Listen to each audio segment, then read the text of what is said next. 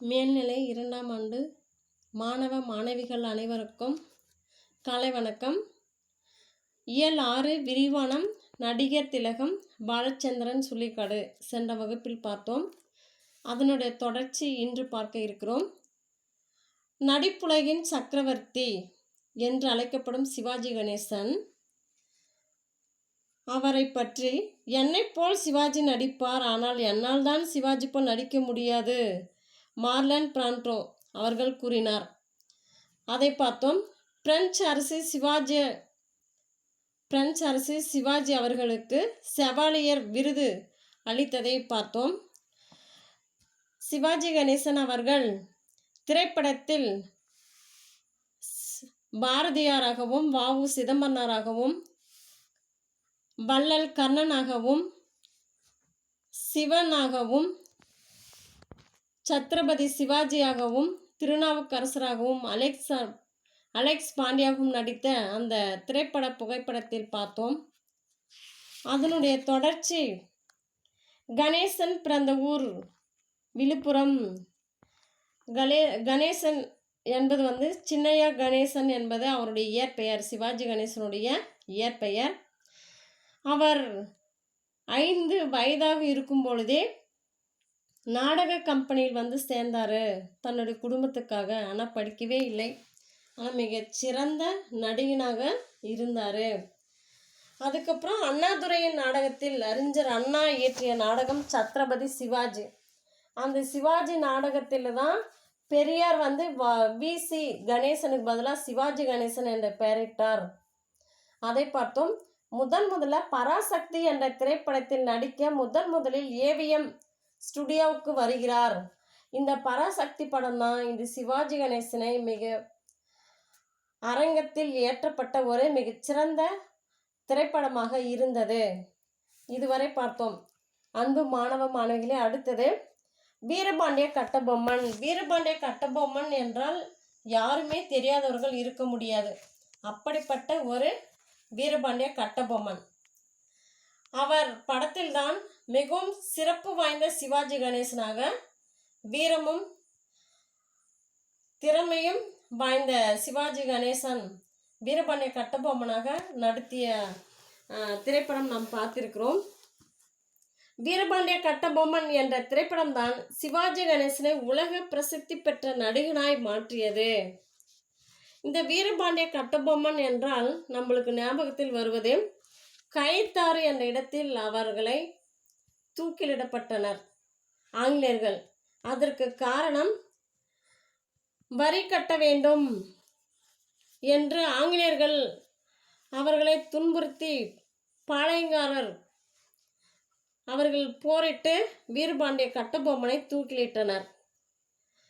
அதற்கு காரணம், ஆற்காடு நவாப் 17ஆம் நூற்றாண்டுக்கு முற்பட்ட காலத்தில் ஆங்கிலேயர்கள் ஆட்சி புரிவதற்காக கிழக்கிந்திய கம்பெனியில் தங்கியிருக்கிறார்கள். அப்பொழுது தலைமை அமைச்சராக இருந்த ஆற்காடு நவாப் அவர் நிறைய பணம் கடன் வாங்கியிருந்தார். அதை கட்ட முடியாத சூழ்நிலையில் ஆங்கிலேயரிடம் 1792ஆம் ஆண்டு பாளையக்காரர்கள் இருந்து வரி வசூல் செய்யும் அதிகாரம் கொடுத்தார். அந்த அதிகாரம் கொடுத்தவுடன் ஆதிக்கம் செலுத்தினர் ஆங்கிலேயர்கள். அப்பொழுது வீரபாண்டிய கட்டபொம்மன் முதலில் இந்தியாவுக்காக போராடினார். அப்படிப்பட்ட வீரபாண்டிய கட்டபொம்மனை ஆங்கிலேயர்கள் பாஞ்சாலங்குறிச்சி ஆண்ட வீரபாண்டிய கட்டபொம்மனை ஆங்கிலேயர்கள் கைத்தாறு என்ற இடத்தில் தூக்கிலிடப்பட்டனர். அந்த வீரபாண்டிய கட்டபொம்மன் திரைப்படத்தில் நடித்த சிவாஜி கணேசன் அவருடைய நினைவாக கைத்தாறு என்ற இடத்தில் அவருடைய சொந்த செலவில் அவருக்கு சிலை அமைத்தார். அது இன்றும் இருக்கிறது. அப்படிப்பட்ட சிவாஜி கணேசன் இந்த கட்டபொம்மன் நாடகம் தான் எனக்கு மிகவும் பிடித்த நாடகம் என்று கூறுகிறார். பல நாடகங்களில் அதிக வேலையுள்ள பெரும் பாத்திரங்களை ஏற்று நான் நடித்திருக்கிறேன், சிவாஜி கணேசன் கூறுகிறார். பல நாடகங்களில் அதிக வேலையுள்ள பெரும் பாத்திரங்களை ஏற்று நான் நடித்திருக்கிறேன். ஆனாலும் இந்த கட்டபொம்மனின் எனக்கு இயற்கையாக எழும் உணர்ச்சி நாடக முடிவில் எத்தகைய கலப்பை சிரமத்தை உண்டாக்குகின்றது என்பதை நினைக்க எனக்கு பயமாகவே இருக்கிறது. என்றாலும் எனது குழுவினர்களோடு நாடக நாள்களில் ஒன்றுபட்டு செயல்படுவதில் காணும் இன்பமும் மக்களின் பாராட்டுதலை நேருக்கு நேர் பெறும் வாய்ப்பும்.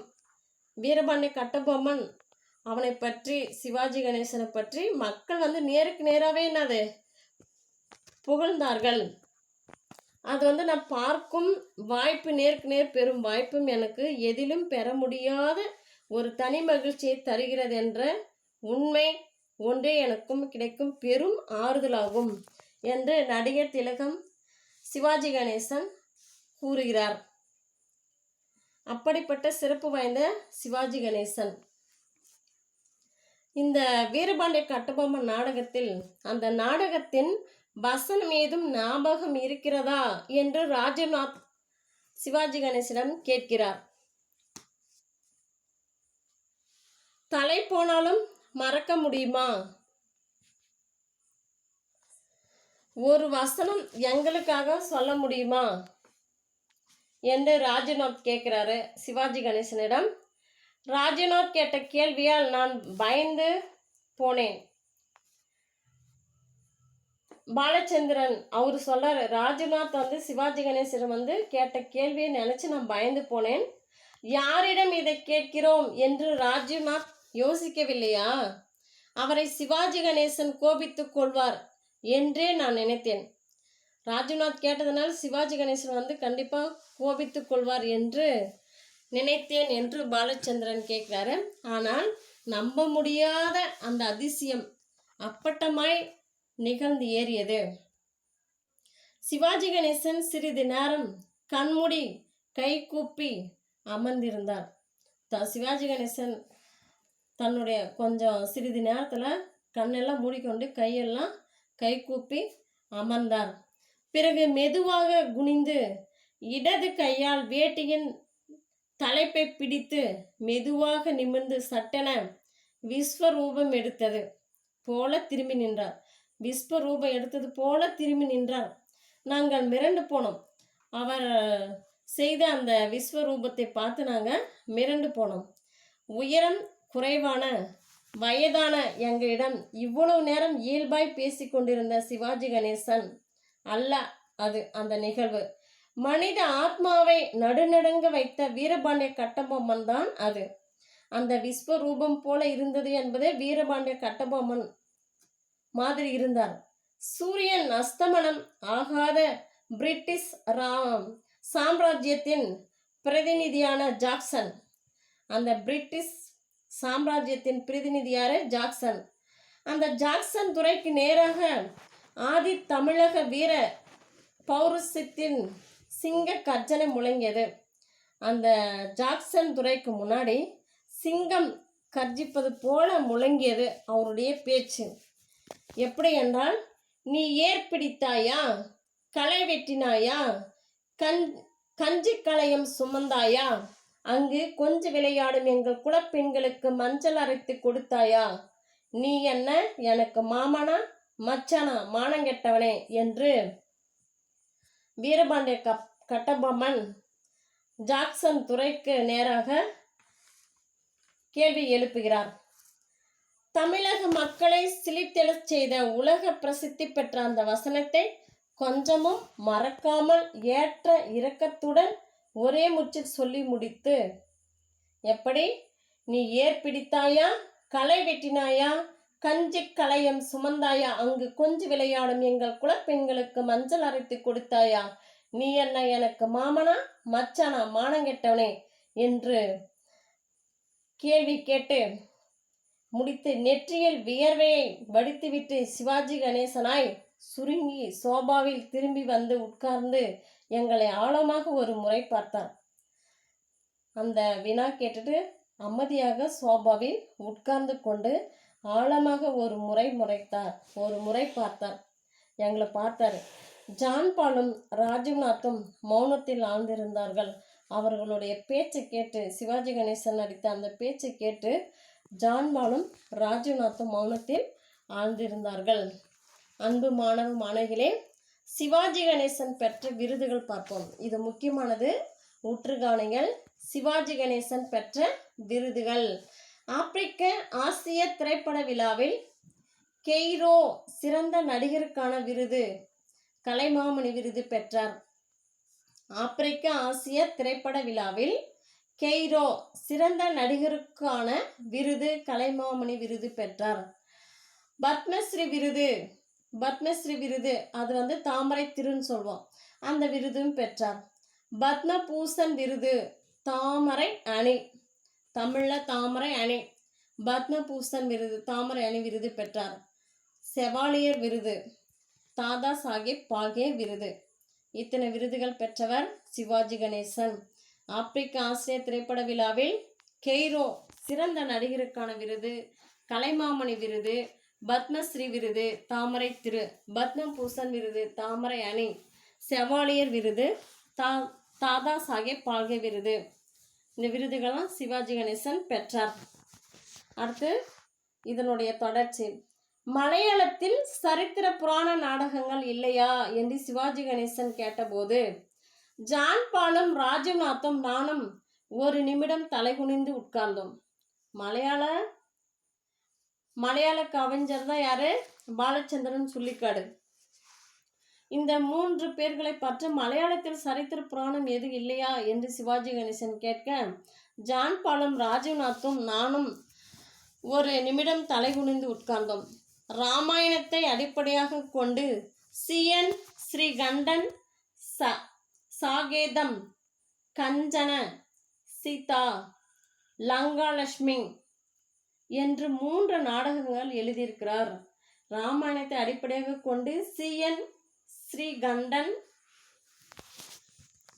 சாகேதம், கஞ்சன, சீதா, லங்காலட்சுமி என்று 3 நாடகங்கள் எழுதியிருக்கிறார். CN ஸ்ரீகண்டன் அவர் சாகேதம், கஞ்சன, சீதா, லங்காலட்சுமி என்று 3 நாடகங்கள் எழுதியிருக்கிறாரு. மானத்தை காப்பாற்றிக்கொள்ள ராஜ்நாத் சொன்னார். லங்காலட்சுமியில் ராவணனின் வசனம் முழுவதும் பாலன் பார்க்காம சொல்வான், என்னை பார்த்து ஜான்பால் சொன்னார். அதாவது பாலன் என்பது பாலச்சந்திரன், ராவணனுடைய வசனம் லங்காலட்சுமியில் ராவணனுடைய வசனம் பார்க்காம சொல்வார் என்று ஜான்பால் சொல்லிட்டாரு. அதுக்கு ராவணன் 2 வசனத்தை எடுத்துவிடு பாலா, சிவாஜி சார் கேட்டார். சிவாஜி சார் கேட்கட்டும், 2 வசனத்தை எடுத்துவிடு அப்படின்ட்டு சொல்றாரு. ராஜீவ்நாத் ஆவேசத்தோடு சொன்னார், நான் பதறிப்போனேன். சிவாஜி கணேசனின் வீட்டிற்கு போய் அவரிடமே நாடக வசனம் சொல்வதா? சும்மா எடுத்து விடுடா, இங்க என்ன பார்க்குற? ராஜீவ்நாத் மறுபடியும் என்னை தூண்டினார். சும்மா எடுத்து விடுடா, என்ன பார்க்குற என்று ராஜீவ்நாத் என்னை மறுபடியும் தூண்டினார். நான் பதுங்கி பதுங்கி அமர்ந்து பார்த்தேன். சொல்லப்பா, இங்கே நாம நண்பர்கள் மட்டும்தானே இருக்கோம், எதுக்கு வெட்கப்படுற? சிவாஜி கணேசன் உற்சாகப்படுத்தினார். சொல்லப்பா, சும்மா நாம் மட்டும்தானே இருக்கிறோம் என்று சிவாஜியும் உற்சாகப்படுத்தினார். வாத்சல்யத்தோடு அதில் எனக்கு தைரியம் வந்தது. எழுந்து நடிப்பு சக்கரவர்த்தி சிவாஜி கணேசனின் காலை தொட்டு வணங்கினேன். அவர் என் தலையில் கை வைத்து வாழ்த்தினார். பிறகு திருவிளையாடலில் ருத்ர தாண்டவமாடிய சிவாஜி கணேசனை இதயத்தில் தியானித்து, திருவிளையாடல் புராணத்தில் ருத்ர தாண்டவ வேடம் அணிந்த சிவாஜி கணேசனை என்னுடைய இதயத்தில் நான் நினைத்து தியானித்து, சிவபக்தனான ராவணனின் ஆக்ரோஷமான உத்தரவுகளை கீழ்த்தாயில் நான் ஆரம்பித்தேன். பேச ஆரம்பிக்கிறார் ராவணன் மாதிரி. மெல்ல மெல்ல ராவணன் என்னை ஆகர்ஷித்து ஆவேசப்படுத்தினான். எவ்வாறு என்றால், இலங்கையில் போர்க்கொடிகள் பறக்கட்டும். ராவணன் ஆட்சி செய்தது இலங்கையில். அப்ப இலங்கையில் போர்க்கொடிகள் பறக்கட்டும், எதிரிகளை தடுக்க ஆயத்தமாகலாம் என்று கூறினார். இலங்கையில் போர்க்கொடிகள் பறக்கட்டும், எதிரிகளை தடுக்க நம்ம ஆயத்தமாகலாம். கோட்டை வாயிலில் மகரட்சதன் கிழக்கிலும் மேற்கிலும் சுகரா சுகசாரண சுகசாரணர்கள் நிற்கட்டும். கோட்டை வாயிலில் மகரச்சன், கிழக்கிலும் மேற்கிலும் சுகசாரணர்கள் நிற்கட்டும். தெற்கில் நிகும்பன் அகம்பானன் முன்னணியில் படை போக ஆரம்பிக்கிட்டும். பிரகஸ்தன் படையின் பின்னால் வந்து யுத்த நிலையை கணிக்கட்டும். தூம் ராட்சதன் எதிரி படைகளின் பின்னால் இருந்து அழித்து வரட்டும். வலத்தில் மகா பார்சவன், இடத்தில் மகோதரன். யானை 1000, ரதம் 1000, குதிரைகள் 2000, காலாட்படை 1 கோடி. ஹா ஹா ஹா, நானே வெல்வேன் என்று பாலச்சந்திரன் ராவணன் நடிப்பில் நடிக்கிறார். நான் சொல்லி முடித்ததும் தான் ஒரு மாபெரும் நடிகன் என்பதையெல்லாம் ஒதுக்கிவிட்டு முதலாய் ஒரு நாடக வசனத்தை கேட்கும் சாதாரண மனிதனைப் போல கைத்தட்டினார் சிவாஜி கணேசன். நான் சொல்லி முடித்ததும், ராவணனுடைய வசனத்தை நான் சொல்லி முடித்ததும், மிக பெரிய மாபெரும் நடிகன் சிவாஜி கணேசன். அதையெல்லாம் மனசுல இல்லாம முதலா ஒரு நாடக வசனத்தை கேட்கும் ஒரு சாதாரண மனிதனைப் போல என்னை கைத்தட்டினார். என் குரல் நன்றாக இருப்பதாய் பாராட்டவும் செய்தார். என்னுடைய குரல் நன்றாக இருப்பதாக பாராட்டவும் செய்தார் சிவாஜி கணேசன். ராவண வேடத்தில் நீங்கள் நடித்தால் நன்றாக இருக்கும், ராஜுநாத் சிவாஜியிடம் சொன்னார். அடுத்தது, ராவணனுடைய நாடகம் மாதிரி நீங்கள் நடித்தால் நல்லா இருக்கும் என்று ராஜுநாத் வந்து சிவாஜியிடம் சொன்னார். என்ன பண்ணுறது, மலையாளம் தெரியாதே, வயசும் ஆயிடுச்சு என்று சிவாஜி கணேசன் கூறுகிறார். என்ன பண்ணுறது, மலையாளம் எனக்கு தெரியாது, வயசும் ஆயிடுச்சு என்று சிவாஜி கணேசன் ராஜுநாத்திடம் கூறுகிறார். ஒரு கதாபாத்திரத்தை இழந்த நடிகனின் நிராசை உதட்டிலும் குரலிலும் படர சிவாஜி கணேசன் சொன்னார். ஒரு கதாபாத்திரத்தை இழந்து விட்டமே, நம்மளால் நடிக்க முடியலையே என்று குரல் படர சிவாஜி கணேசன் சொன்னார். பிறகு அவர் எங்களை விசாலமான சாப்பாட்டு அறைக்கு அழைத்து சென்றார். நாங்கள் இதுவரையெல்லாம் பேசி முடிச்சுவிட்டு இப்போ எங்களுக்கு விருந்துக்கு அழைக்கிறார். அங்கே அவர் மனைவியின் பெயர் சிவாஜி கணேசன் மனைவியின் பெயர் கமலா. அங்கே அவர் மனைவி கமலா அம்மா பலவிதமான தரமானதொரு விருந்தினை ஏற்பாடு செய்துவிட்டு எங்களுக்காய் காத்திருந்தார். சிவாஜி கணேசனும் எங்களோடு அமர்ந்தார். அவர் மனைவி உணவை எங்களுக்கு பரிமாறினார்.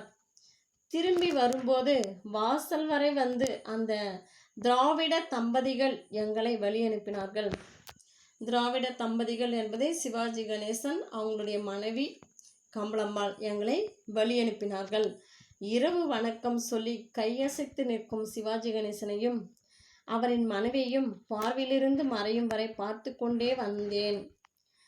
அவங்க வீட்டை விட்டு வெளியே வர அந்த பார்வையை அவங்க மறையிற வரை நாங்கள் அவங்கள பார்த்து கொண்டே நான் வந்தேன். சீரிப்பாயும் காரில் உட்கார்ந்திருக்கும் போது என் இதயத்தில் தெருக்களில் குரல் விட்டு பிடித்த அந்த பழைய பையனின் சத்தம். சின்ன வயசுல அந்த சீரிப்பாயும் இவர் வந்து விருந்தெல்லாம் உண்டு விட்டு வீட்டுக்கு செல்லும் வழியில் சின்ன வயசுல அவங்க சீரிப்பாயும் அந்த குரல் விட்டு பிழைத்த அந்த பழைய பையனுடைய சத்தம் அவருக்கு நினைவுக்கு வருது. பாலச்சந்திரனுக்கு தென்னிந்திய நடிப்பு சக்கரவர்த்தி, தமிழ்நாட்டின் நாட்டிய பெருமையின் புகழ் கொடி, நடிகர் திலகம் சிவாஜி கணேசன் நடிக்கும் என்று கூறுகிறார். அன்பு மாணவர்களே, இதுவரை நடிகர் திலகம் பற்றியும் அவருடைய சிறப்பு புகழ் பற்றி நம்ம தெரிந்து கொண்டோம். மீண்டும் நூல்வெளி பற்றி காண்போம். இப்பாடப்பகுதி, அதாவது நடிகர் திலகம், இந்த பாடப்பகுதி வந்து மலையாள கவிஞரும் நடிகருமான பாலச்சந்திரன் சுள்ளிக்காடு அவர் எழுதிய சிதம்பர ஸ்மரண என்னும் நூலில் இடம்பெற்றுள்ளது. இந்த பாலச்சந்திரன் சுள்ளிக்காடு அவர்கள் எர்ணாகுளம் மகாராஜா கல்லூரியில் ஆங்கிலத்தில் பட்டம் பெற்றவர்.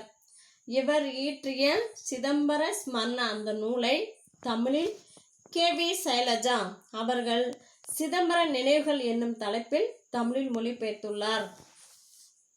அன்பு மாணவர்களே, நம்ம திரைப்பட உலகில் சிறப்பு வாய்ந்த நடிகர் திலகம் அவரை பற்றி தெரிந்து கொண்டோம்.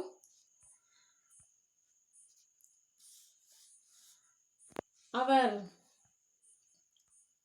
மீண்டும் முக்கியமான வினா, என்னை போல் சிவாஜி நடிப்பார், ஆனால் என்னால் தான் சிவாஜி போல் நடிக்க முடியாது என்று ஹாலிவுட் நடிகர் மார்லன் பிராண்டோ கூறியிருக்கிறார்.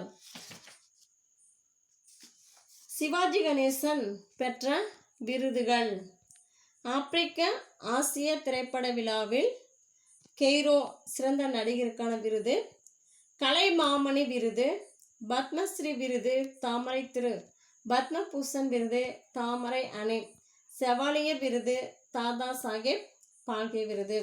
அன்பு மாணவ மாணவிகள் அனைவருக்கும் நன்றி.